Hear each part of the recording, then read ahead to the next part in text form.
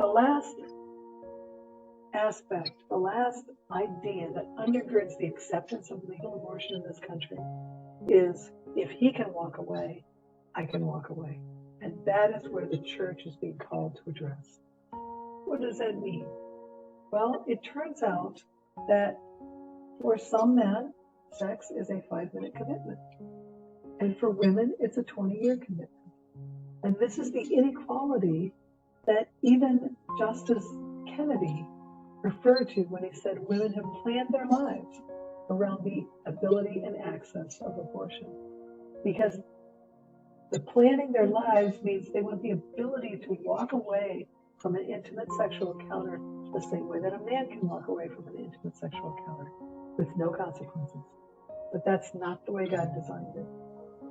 I want to draw your attention to a survey that CareNet did years ago of women who actually obtained abortion. And some of this is really important for us as the church to think about.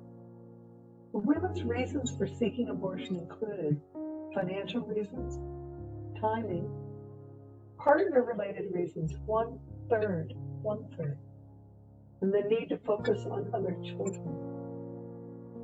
Most women reported multiple reasons for seeking an abortion. So is this empowerment? This sounds like economic coercion to me. This sounds like intimate partner coercion to me. These reasons paint a picture of a woman who is in a situation where she doesn't feel like she has any choice. 38% of women indicate that the father of the baby was the most influential person in their abortion decision. But in another study, 55%.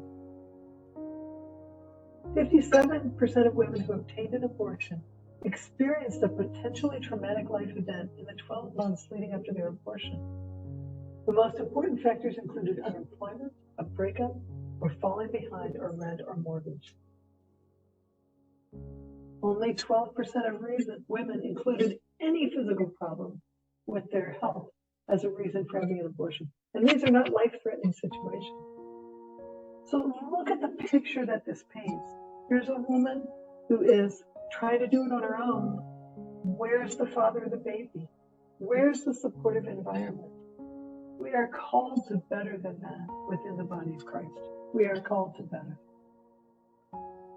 1% of women choosing abortion reported that they were survivors of rape, and less than 0.5% cited incest. This is one thing I want you to really focus on. More than 1/3 of abortion recipients reported that they attended church at least once a month at the time of their first abortion. 70% of women who have had an abortion indicated their religious preference is Christian. 27% were Catholics, 26% were Protestants, and 15% were non-denominational. 35% of Christian women who have had an abortion indicate that they currently attend church once a week or more. That means your churches are filled with women who are considering abortion or who are post-abortive in need of healing. 36% of women were attending a Christian church once a month or more at the time of their first abortion. And half of the women agreed that churches do not have a ministry prepared to discuss options during an unplanned pregnancy. CareNet also determined the amount of time between the positive pregnancy test and the decision to abort. How much time do you think elapsed? 24 hours. They made the decision within a day of the positive pregnancy test. But CareNet also determined from the time of the positive pregnancy test to the time of the actual abortion, they determined the elapsed time. What do you think? 7 days. That means she will be in church once, just once. You have one chance to save that child's life. Who is she going to talk to? How is she going to know who to talk to? And unfortunately, guys, I think it is asking probably more than is going to happen to think that a woman who is in the situation of an unplanned pregnancy is going to go to a male pastor to talk or receive counseling. It may be possible, but it's going to be the exception, not the rule. Somehow, as the church, we need to identify a woman or women in the congregation who are able and willing and prepared to talk to that girl, that woman, 24/7, 365.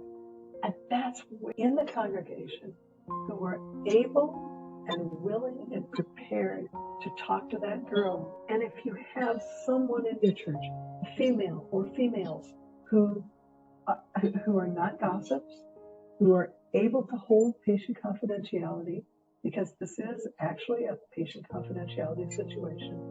If you can identify those women to the congregation to say, hey, anytime you need to talk, I'm here for you. And make that just known to the people in the congregation. Then partner with your pregnancy care center who knows the resources. They already know the opportunities, the help that's available. The pregnancy care centers can be an effective and life-saving partner for the women in your congregation. And also for those women in your congregation who have had an abortion, there needs to be some ministry in your church. Why?